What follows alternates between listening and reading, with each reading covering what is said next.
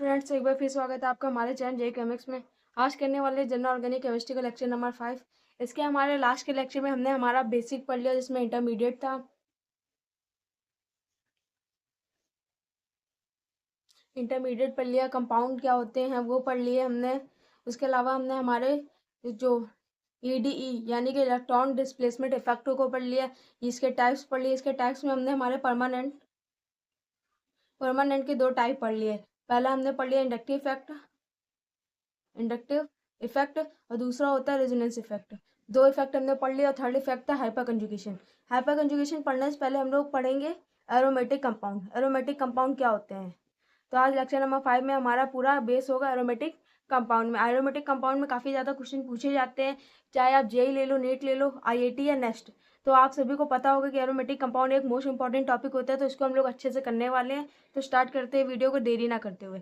इसके पहले जितने बच्चों ने रेजोनेंस वाला इस छोड़ा हुआ है वो सभी जाएं लेक्चर नंबर 3 और 4 में। मैंने कंप्लीट रेजोनेंस उसके क्वेश्चन प्रैक्टिस सारी चीज़ें करा रखी है, तो आप वहाँ जाके देख सकते हैं। जितने भी बच्चों को इंडक्टिव वाला वीडियो देखना तो लेक्चर नंबर 2 पे जाइए और इंडक्टिव इफेक्ट वाले वीडियो को पूरा कंप्लीट कर लीजिए।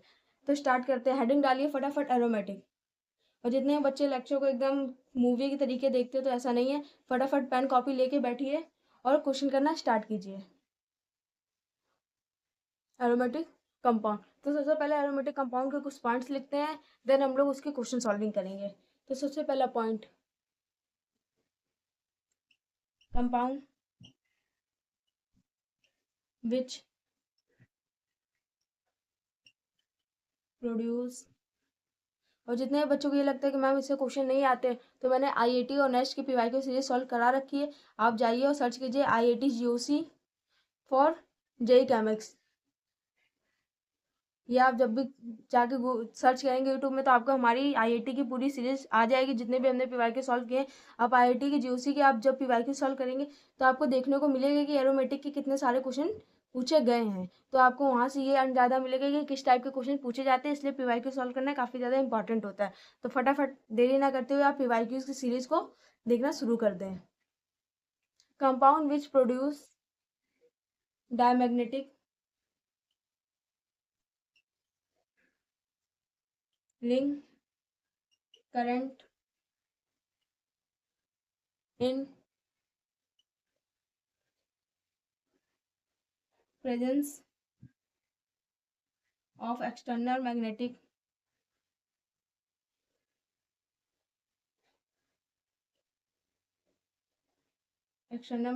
field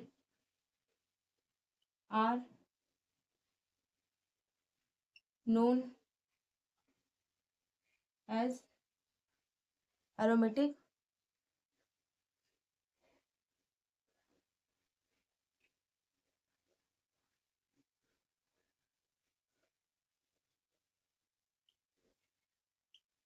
compound।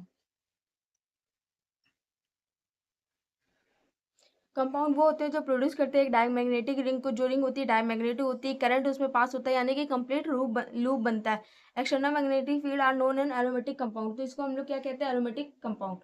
डेफिनेशन लिख लिया आपने फटाफट। अब आगे हो गया, फटाफट लिखते जाइए, सभी आपके नोट्स हैं। इसके बाद generally obtain from fraction distillation. अब आप पूछोगे मैम ये फ्रैक्शनल डिस्टिलेशन क्या होता है? तो जब आपको पीओसी यानी कि प्रैक्टिकल ऑर्गेनिक केमिस्ट्री पढ़ाई जाएगी तो वहाँ पे आपको फ्रैक्शनल डिस्टिलेशन है, सब्लिमेशन है, सारी डिस्टिलेशन, ये सारी चीज़ें पढ़ाई जाएंगी आपको, क्योंकि ये एग्जाम्पल्स इसके आते हैं और इस पे एक क्वेश्चन आपका हर एक साल पे पक्का होता है। तो पीओसी का लेक्चर जब भी आप आएगा तो वहाँ पे आपको सारी चीज़ें ये बताई जाएंगी। ठीक है। कोल तार। तो ये हमारा हैशटैग वेस्पी पॉइंट भी है, तो आप इसको हैशटैग वेस्पी पॉइंट में कंसिडर कीजिए। जनरली जो ऑप्टेन होता है from fractional distillation of coal tar. तो ये जितने भी ऑप्टेन होते हैं फ्रैक्शनल डिस्टिलेशन के कोल तार में होते हैं, और ये बने होते हैं स्टेबल एक एनालोगस कंपाउंड। ठीक है, हो गया। आगे लिखिए, they are more stable then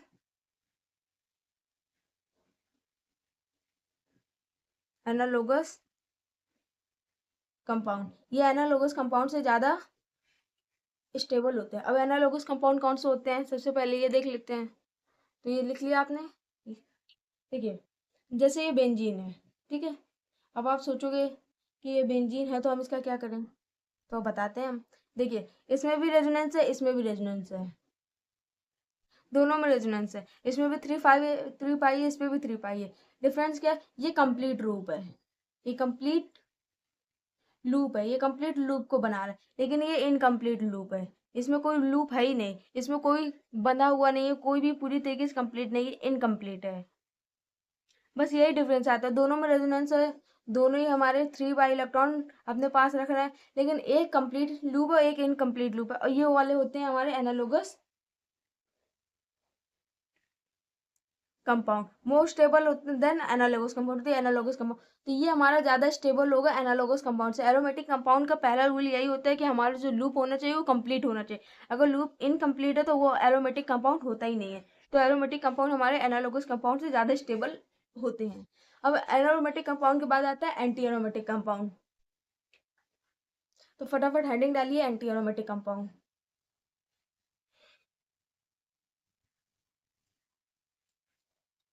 anti aromatic compound, अब ये मत कहना मैम आपने तो चीटिंग की, आप फटाक से नई हेडिंग डालिए और लिखिए anti aromatic compound. Anti aromatic compound में कंपाउंड, इसमें भी लूप जो होना चाहिए वो आपका कंप्लीट होना चाहिए। Anti aromatic compound which produces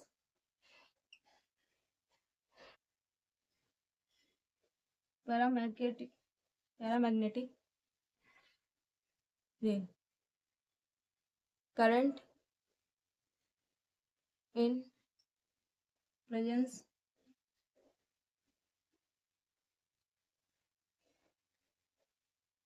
of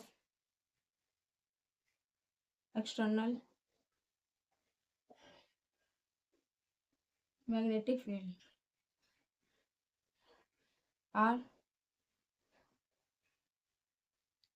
known as anti aromatic. तो हम लोग उसको एंटी एरोमेटिक से जानते हैं, क्या जानते हैं, एंटी एरोमेटिक कंपाउंड। एरोमेटिक और एंटी एरोमेटिक में ज़्यादा डिफरेंस नहीं होता, मेन डिफरेंस क्या होता है कि वो डायमैग्नेटिक रिंग बनाती है और ये बनाती है पैरामैग्नेटिक रिंग, ठीक। इसमें जो रिंग बनती है वो पैरामैग्नेटिक होती है, जिसमें इलेक्ट्रॉन पैरामैग्नेट होते हैं, और उसमें होता है डायमैग्नेटिक रिंग जिसमें वो मैग्नेट जो पूरी तरीके से डायमैग्नेट होते हैं। तो एंटी एरोमेटिक और एरोमेटिक में मेन डिफरेंस पता चल गया, ठीक। अब ये जो होते हैं ये compound they are less stable than analogous compound. जिस तरीके हमने उसमें पढ़ा था कि उसमें एनालोगस कंपाउंड से वो ज़्यादा अच्छे स्टेबल होते हैं, उसी तरीके इसमें जो होता है ये कम स्टेबल होते हैं। They are hashtag VSP point, VSP का full form versa special point, less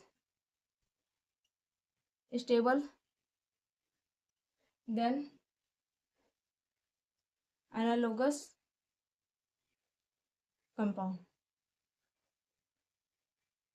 ये एनालोगस कंपाउंड से कम स्टेबल होते हैं, जैसे ये देखो, मिनट, ये बॉक्स बनाया हमने, ठीक। अब देखो यहाँ पे कंप्लीट लूप आपको दिख रहा होगा, यहाँ से देखो, जब हमने आपको रेजोनेंस बताया था तो आपको लूप बताया था कैसे कंप्लीट बनता है। तो ये देखो इसके लूप कंप्लीट है पूरे तरीके से, फिर भी ये क्यों इससे ज़्यादा नहीं है, क्यों। तो बात आती है उसमें हमने एक चीज पढ़ी थी कि पैरामैग्नेटिक होता है, ठीक है। क्या होता है, पैरामैग्नेटिक, और जो पैरामैग्नेटिक होते हैं वो इनसे थोड़ा कम अच्छे होते हैं, इसलिए ये वाला हमारा ज़्यादा स्टेबल होगा। ये हैशटैग बेस पे पॉइंट में आप लिख लीजिए, क्योंकि कभी भी आपको क्वेश्चन पूछ लिया जाएगा कि which compound is more stable, और एक तरफ आपको नॉन एरोमेटिक या फिर एंटी एरोमेटिक दे देंगे और दूसरा एनालोगस कंपाउंड दे देंगे, वहाँ पे आपकी सबसे ज़्यादा गलतियाँ होती है, क्योंकि बच्चों को तो लगता है ये कंप्लीट लूप बनना ये तो अच्छा होगा ना इससे, लेकिन ऐसा नहीं होता है, उल्टा हो जाता है इस केस में, ये बेकार हो जाता है इससे। तो एंटी एरोमेटिक का एक ये केस है। दूसरा एक पॉइंट लिखते हैं हम लोग फटाफट,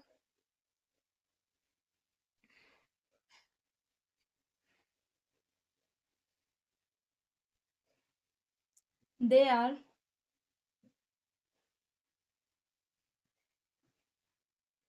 highly unstable at room temperature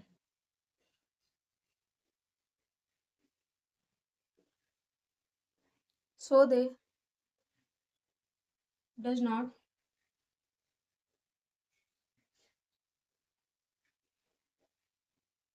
exist and remains as dimer form। ये डायमर फॉर्म में एग्जिस्ट नहीं करते, ये हाईली अनस्टेबल होते हैं क्योंकि, ठीक है। तो ये क्या करते हैं, जब ये हाईली अनस्टेबल होने लगते हैं तो ये खुद को डायमर बना देते हैं, ठीक है। Does not exist and remain and dimer form, ये डायमर फॉर्म में खुद को बनाने की कोशिश करते हैं ताकि ये नॉन एरोमेटिक बन जाए। जब ये नॉन एरोमेटिक बन जाते हैं तो ये थोड़ा स्टेबल हो जाते हैं एंटी एरोमेटिक से, ठीक है। तो हमारा नॉन एरोमेटिक ज़्यादा स्टेबल होता है एंटी एरोमेटिक से। तो आपने यहाँ पे एरोमेटिक पढ़ लिया और इसमें आप ऊपर इंपॉर्टेंट पॉइंट डाल लीजिए, एक आपका इंपॉर्टेंट पॉइंट है। तो अभी आपने एरोमेटिक पढ़ लिया, एंटी एरोमेटिक पढ़ लिया, बात आती है कि मैम नॉन एरोमेटिक क्या चीज़ है। तो अब हम पढ़ते हैं एरोमेटिक का सबसे मेन रूल, हाकर रूल, जिसके बारे में आप सभी ने कहीं ना कहीं सुना ही होगा कि एंटी एरोमेटिक एरोमेटिक की पहचान के लिए हम लोग हाकर रूल का यूज करते हैं। तो फटाक से हेडिंग डालिए, हाकर रूल।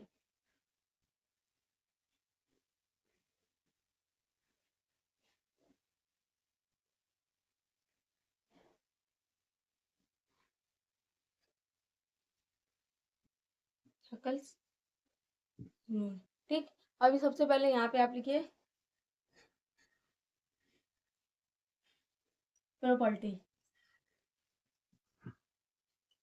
यहाँ पे एरोमेटिक, यहाँ पे एंटी एरोमेटिक और यहाँ पे नॉन एरोमेटिक, ठीक है। साइक्लिक, रेजोनेंस और लास्ट में इलेक्ट्रॉन। एक मिनट रुकिए,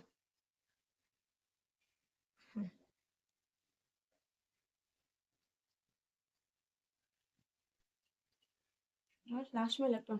अब साइक्लिक देखिए, तो साइक्लिक हमारा एरोमेटिक में साइक्लिक होना चाहिए, एंटी एरोमेटिक में साइक्लिक होता है, नॉन एरोमेटिक नहीं। अगर हमारा कंपाउंड साइक्लिक है तो एरोमेटिक एंटी एरोमेटिक, लेकिन नॉन एरोमेटिक नहीं, क्योंकि कंप्लीट लूप साइक्लिक लूप अगर हुआ तो वो नॉन एरोमेटिक नहीं हो सकता है। अगर ऐसा कंपाउंड है तो ही हमारा कंपाउंड, एक मिनट के देखिए, अगर ये कंपाउंड है तो इसको हम लोग एक बार सोच सकते हैं, कंप्लीट लूप है, साइक्लिक है, तो ये एरोमेटिक हो सकता है, ठीक। ये भी सोच सकते हैं, एंटी एरोमेटिक भी हो सकता है, लेकिन नॉन एरोमेटिक बिल्कुल नहीं हो सकता। अगर यहीं के बीच का एक डंडा हटा दे, अब देखें यार इसका तो कंप्लीट लूप हो ही नहीं रहा है, ये तो पूरे साइक्लिक नहीं हो रहा है। तो यहाँ पे हमारा क्या नहीं हो सकता है, एरोमेटिक नहीं, एंटी नहीं, पर नॉन हो सकता है, रेजोनेंस, ठीक है। अब आता है हमारा इलेक्ट्रॉन। तो एरोमेटिक के लिए हमारा हाकर रूल आता है। हाकर रूल आया और उन्होंने बताया कि आप एंटी एरोमेटिक और एरोमेटिक को डिफरेंस कैसे कर सकते हैं। तो इसमें आता है 4n+2 इलेक्ट्रॉन, मतलब जब आप इसके पाई इलेक्ट्रॉन गिनोगे तो वो 4n+2 इलेक्ट्रॉन में होना चाहिए, और इसमें होता है 4n पाई इलेक्ट्रॉन, और इसमें होना ही नहीं है क्योंकि इसका लूप ही कंप्लीट नहीं होना, तो इसको कोई मतलब नहीं इलेक्ट्रॉन से कि कौन है कितने कितने नहीं। अब इसमें जो n की वैल्यू, ठीक है, n हमारा 1 2 3 4 कुछ भी हो सकता है। सेम उसी तरीके हमारा इसका n भी 1 2 3 4 कुछ भी हो सकता है, 2 भी 3 4 कुछ भी, ठीक है। और जब आपका ये आएगा, ठीक है, तो इसमें इलेक्ट्रॉन कैसे आते हैं। हाँ, तो ये हो गया आपका नोट, ठीक हो गया इतना पूरा नोट, पूरा नोट कर लीजिए अच्छे से।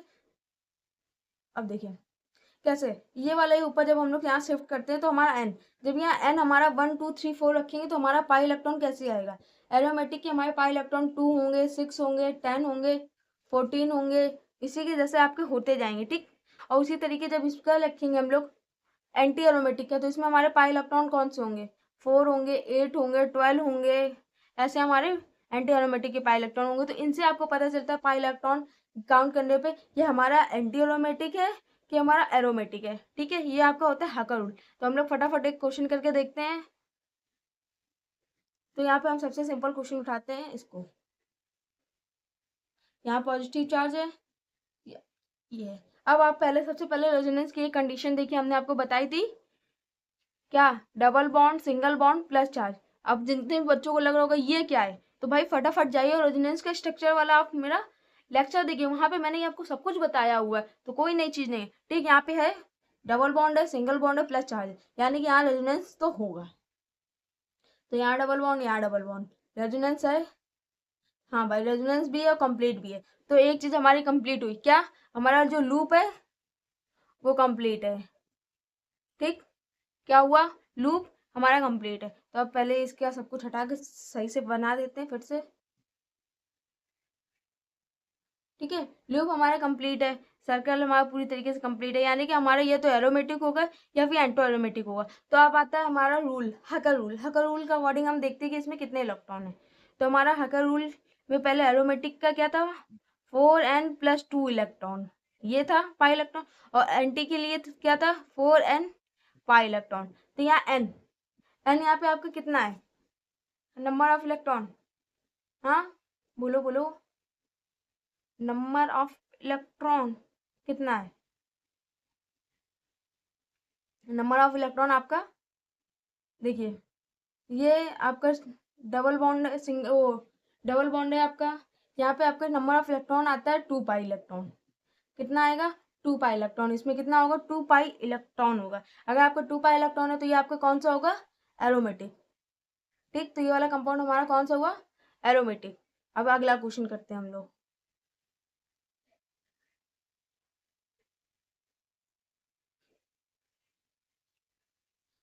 एक मिनट रुकिए। अब आप सबने नेफ्थलीन पढ़ा होगा। मैंने आपको नेफ्थलीन के सारे स्ट्रक्चर बताए थे, रेजोनेंस स्ट्रक्चर। तो यहाँ पे हम लोग जरा नेफ्थलीन के 2 स्ट्रक्चर के बारे में वो पढ़ते हैं। ठीक है, पहला तो हमारे इसको बेंजीन बनाते हैं हम, और ये बना दिया। ठीक है, दूसरा हम इसको ऐसे रैंडम बनाते हैं, ऐसे ऐसे। ठीक, अब बताओ, यहाँ पे आपका लूप कंप्लीट हो रहा है तो आप कहोगे मैम इसमें तो लूप हो रहा है, इसमें लूप नहीं हो रहा, क्योंकि ए भी कुछ नहीं है, ए भी कुछ नहीं है, लूप कंप्लीट नहीं हो रहा है। लेकिन हमारे एरोमेटिक में ये होता है कि रिंग कितनी भी बड़ी हो, आपको कितनी बड़ी रिंग दे दी गई, इतनी बड़ी रिंग दे दी हो, लेकिन इसमें अगर आपकी एक रिंग भी एरोमेटिक हुई तो आपका पूरा कंपाउंड एरोमेटिक होगा। ठीक, अगर एक रिंग भी एरोमेटिक हुई। उसी तरीके हमारे यहाँ पे एक रिंग एरोमेटिक है। बेंजीन हमारे 6 पाई इलेक्ट्रॉन रखता है।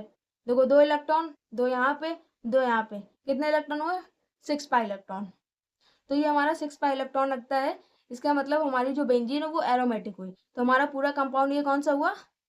एरोमेटिक हुआ। अब यहाँ पे देखो आप, यहाँ पे आपने देखा तो सबसे पहले हम क्या देखते हैं? हमारा लूप, यहाँ पे लूप कंप्लीट था, यहाँ पे देखते लूप। तो हमारा लूप ना ही हमारी पहली रिंग का कंप्लीट है, ना ही हमारी दूसरी रिंग का कंप्लीट है। जब लूप ही नहीं कंप्लीट है तो ना ही हमारा ये एरो हो सकता है, ना ही हमारा एंटी हो सकता है। क्या बचा? Non aromatic. तो ये वाला हमारा कंपाउंड क्या हुआ? Non aromatic. Na का मतलब नॉन एरोमेटिक कंपाउंड। हो गया, अब आगे करते हैं। अब अगले आप जैसे कुछ क्वेश्चंस होते हैं जिसमें क्वासी एरोमेटिक आ जाता है। ठीक है, बच्चों को ये नहीं समझ आता है कि क्वासी एरोमेटिक कंपाउंड क्या होते हैं। जैसे आपको कोई कंपाउंड दे दिया ऐसा, अब इस कंपाउंड में बच्चों को लगता है कि मैम अब ये क्या, हम कैसे पहचानेंगे कि क्या है, क्योंकि यहाँ तो डबल बॉन्ड आ गया, यहाँ डबल बॉन्ड हो गया, यानी कि तो हमारा बन गया 4 पाई इलेक्ट्रॉन। क्या बन गया? 4 पाई इलेक्ट्रॉन। तो क्या ये हमारा ये एंटी एरोमेटिक हो गया? तुरंत बच्चों के दिमाग में आएगा मैम लूप बनना है, लेकिन क्या ये हमारा एंटी एरोमेटिक है? बिल्कुल नहीं। क्या करेंगे इसको? जो हमारा ऑक्सीजन होता है इसमें हम लोग डबल बॉन्ड हटता है और यहाँ पे माइनस और यहाँ प्लस चार्ज आता है, क्योंकि प्लस माइनस चार्ज जब अट्रैक्ट होते हैं तभी डबल बॉन्ड आता है। यहाँ पे हम लोग सेपरेट कर लेते हैं, ये वैकेंट हो गया। अब हमारा ये कंप्लीट लूप बनाएगा। ठीक है, जब ये हमारा कंप्लीट लूप बनाएगा तो इसमें हमारे कितने इलेक्ट्रॉन हुए? 2 पाई इलेक्ट्रॉन हुए। जब 2 पाई इलेक्ट्रॉन हुए तो हमारा कौन सा ये एरोमेटिक हुआ? वो एरोमेटिक। तो ये जब एरोमेटिक होता है तो इसी को ही हम लोग बोलते हैं quasi aromatic. Quasi aromatic compound, इन कंपाउंड को ही क्वासी एरोमेटिक कंपाउंड कहते हैं। इसी तरीके के लिए एक और क्वेश्चन इसका काफी फेमस है, जो कि काफी बार जे में आ भी चुका है। ठीक है,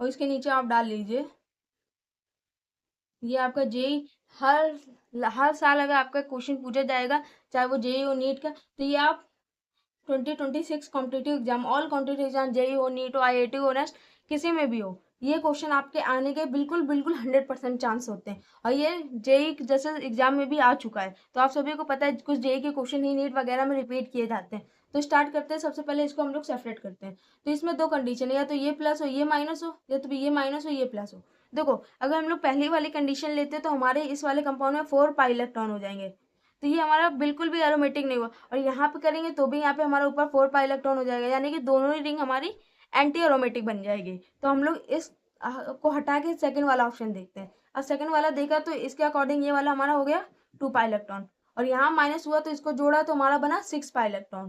2 + 2 + 2 6 पाई इलेक्ट्रॉन, यानी कि हमारी दोनों रिंग है वो एरोमेटिक हो चुकी है। और जब एरोमेटिक हो चुकी है तो हमारा कौन सा बना ये option, and sorry quasi aromatic. तो आपको अगर कंफ्यूजन आ रही हो कि मैम आपने इसको प्लस इसको माइनस क्यों लिया और इसको माइनस इसको प्लस क्यों नहीं लिया, तो उसका आई होप आपका कंफ्यूजन दूर हो चुका होगा पूरी तरीके से। तो ये आपका होता है क्वासी एरोमेटिक कंपाउंड, और प्लीज स्पेलिंग्स आप देखते रहिए, ठीक है। क्वासी एरोमेटिक कंपाउंड्स ये होते हैं। अब कुछ की पॉइंट्स हम लोग फटाफट जान लेते हैं जो कि हमारे एरोमेटिक नॉन एरोमेटिक के लिए काफी इंपॉर्टेंट होते हैं। कभी कभी आपसे केवल कुछ स्टेटमेंट टाइप क्वेश्चन पूछे जाते हैं, और स्टेटमेंट टाइप क्वेश्चन में गड़बड़ी क्या होती है ये कोई जेईई एस्पिरेंट से पूछे, सबसे ज्यादा इनको यहीं पे दिक्कत आती है, ठीक है। तो की पॉइंट,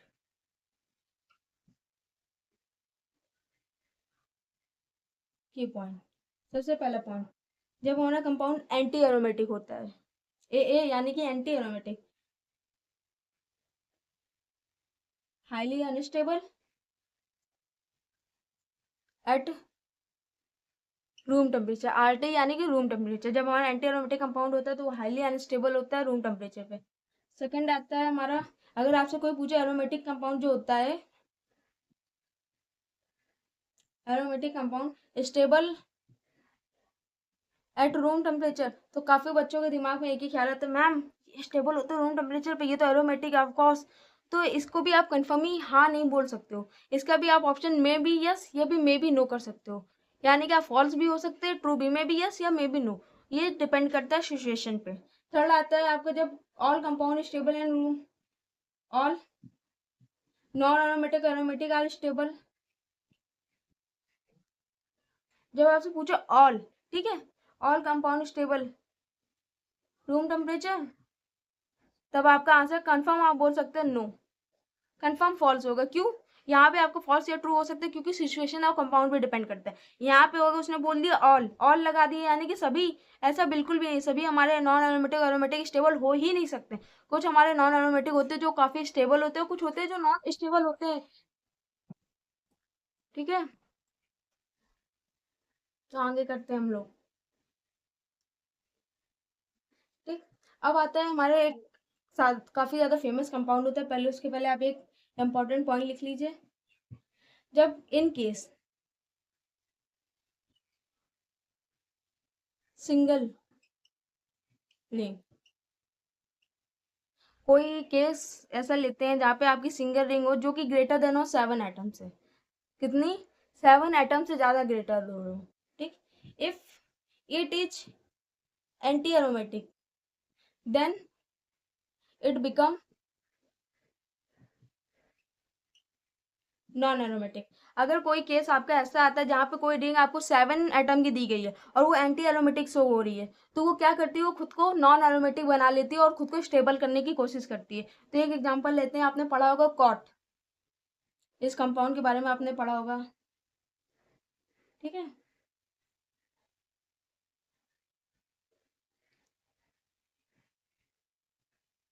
अब यहाँ पे जितने बच्चे होंगे देखेंगे 2 + 2 + 2 करके 8 पाई इलेक्ट्रॉन निकाल के और फटाक से लिखते आते हैं एंटी एरोमेटिक। और जब आप एंटी एरोमेटिक लिख के आते हो बस वहीं पे आपका ये क्वेश्चन गलत हो जाता है, क्योंकि आप इस वाले पॉइंट को भूल जाते हो और आप चेक नहीं करते हो कि रिंग आपकी 7 है, 7 से ज्यादा या 7 से कम है। 1 2 3 4 5 6 7 8, 8 मेंबर रिंग है और आपने बिल्कुल चेक नहीं किया और एंटी एरोमेटिक करके आओ, यहीं पे आपके 4 नंबर माइनस हो जाते हैं। क्योंकि ये क्वेश्चन आपको काफी बार जे में पूछा गया, आप इसको जे मेंस का पीवाईक्यू मान सकते हो। आपको यकीन ना, आप क्वेश्चन उठा के देखिए और आपको ये क्वेश्चन मिलेगा मिलेगा ही। और इस क्वेश्चन में सबसे ज्यादा बच्चों को कंफ्यूजन होती है और सबसे ज्यादा यही क्वेश्चन आपको मिस्टेक करवाता है। तो अब बात आती है कि जितने बच्चों को ये वाला पता होगा केस, या जितने भी बच्चों ने हमारे साथ ये स्टडी की होगी, तो उनका एग्जाम ये 4 नंबर + 4 नंबर आपको फटाफट वहां पे मिल जाएंगे। कैसे, क्योंकि जब आपको पता होगा कि मैम 7 नंबर की बड़ी रिंग को हम लोग गिनना पड़ेगा कि वो एरोमेटिक है कि एंटी एरोमेटिक, तो आपने देखा ये 7 मेंबर की और ये एंटी एरोमेटिक बन रही है, तो आपको क्या पता चला कि मैम ने कहा था कि जब 7 आइटम से ज़्यादा की होती है तो aromatic, anti aromatic, non aromatic में बनता है। तो ये रिंग भी खुद को नॉन एरोमेटिक बना लेती है और टफ शेप में बन जाती है। कैसे? ऐसे खुद को टफ शेप में बना लेती है और इसको हम लोग कॉट कहते हैं। क्या कहते हैं? कॉट। इस कंपाउंड का नाम है कॉट। ये खुद को टफ शेप में बना लेती है और नॉन एरोमेटिक बन जाती है, नॉन पेलर हो जाती है, इसलिए हमारा नॉन एरोमेटिक होता है। ये एक टफ शेप होता है। इसके अलावा जब आप कॉट पढ़ोगे तो अभी जब आप पढ़ोगे कॉट 2 माइनस का कंपाउंड, कॉट 2 माइनस होता है, ये एरोमेटिक होता है। ठीक है, आपसे क्वेश्चन पूछ लिया जाता है। ठीक, तो यहाँ तक आपका हो गया अच्छे से। अब आप एक क्वेश्चन का फटाफट आंसर दीजिए। Which compound anti aromatic, aromatic, non aromatic, आपको एक जगह यही कॉट दे और आपको लिख दिया गया हो cot, cot 2 minus, cot 2 plus. अब बच्चों के दिमाग में कंफ्यूजन सबसे पहले तो उनको ये आता है कि मैम कॉट क्या होता है, ये कॉट कौन सी चीज हमने पढ़ ली। और कुछ बच्चे तो इसको ये कहेंगे कि मैम वो धोखे से ओ को ए को ओ कर दिया और कैट हो गया, ये बिल्ली आ गई क्या। सब बच्चे ये सोचेंगे मैम बिल्ली, तो ऐसा बिल्कुल नहीं है। कॉट, कॉट क्या होता है? गॉड का स्ट्रक्चर अभी हमने आपको बताया और ये सभी कॉमन नेम की लिस्ट में आप अपने कॉट के स्ट्रक्चर को बना लीजिए। ये होता है कॉट का स्ट्रक्चर। जब कॉट सिंपल होता है तो हमारा ये होता है नॉन एरोमेटिक। ठीक, होता ही एंटी एरोमेटिक है पर ये खुद को टफ शेप में बना के एंटी एरोमेटिक बना लेता है। जब कॉट 2 माइनस होता है तो ये हो जाता है एरोमेटिक, और जब कॉट 2 प्लस हो जाता है तब भी ये हो जाता है एरोमेटिक। तो ये इंपॉर्टेंट पॉइंट के साथ इंपॉर्टेंट क्वेश्चन भी है, इसको आप अच्छे से नोट कर लीजिए। हो गया यहाँ तक आपका? तो यहाँ तक आपका एरोमेटिक पूरी तरीके से कंप्लीट होता है। एरोमेटिक का एक एक रूल, एक एक चीज़ हमने यहाँ पे पढ़ ली। आई होप आपको यहाँ तक बिल्कुल सब कुछ अच्छे से समझ आया होगा। और इसी तरीके के लिए और भी वीडियो के लिए हमारे चैनल पर बने रहें। नहीं तो चैनल को सब्सक्राइब करें, साथ ही बेल आइकन दबाना ना भूलें। जितना भी आप हमारे चैनल पर आपको और जितने भी बच्चे हमारे साथ जुड़ रहे हैं तो आप विश्वास रखिए आपके यहाँ पे एक नंबर बहुत अच्छी तैयारी होगी। आपका इन द लास्ट तक जब आप पेपर बैठोगे तो आपको लगेगा कि मैम ने एक एक पॉइंट, एक एक चीज़, एक एक इंपॉर्टेंट चीज़ें हमें पढ़ा रखी हैं। आपको ऐसा बिल्कुल नहीं लगेगा कि ये चीज़ हमारे लिए नहीं है। वहाँ पे आपको हर चीज़ हमारे नोट से ही आता हुआ दिखेगा। तो आप इसकी बिल्कुल भी टेंशन ना लीजिए कि क्या आप इतना अच्छा पढ़ा पा रहे हो कि नहीं पढ़ा पा रहे हो। आपको यहाँ पे बहुत अच्छा कंटेंट मिलेगा और अगर आप हमारे साथ जुड़ रहे हैं तो आप विश्वास रखिए हमारे ऊपर। ठीक, और जितने भी बच्चों को और भी किसी चीज़ पे दिक्कत आ रही हो या कोई भी और नई चीज़ चाहिए हो तो आप उसके लिए कमेंट करें, आपके लिए हर चीज़ प्रोवाइड करा दी जाएगी। और जो भी बच्चे हमसे कनेक्ट करना चाहते हैं वो हमारे इंस्टाग्राम हैंडल पे जाएं और हमें फॉलो करें। साथ में आपको कोई भी दिक्कत हो तो आप हमें वहाँ पे DM कर सकते हैं, हम आपके सभी क्वेश्चंस का रिप्लाई करेंगे। Thank you for watching.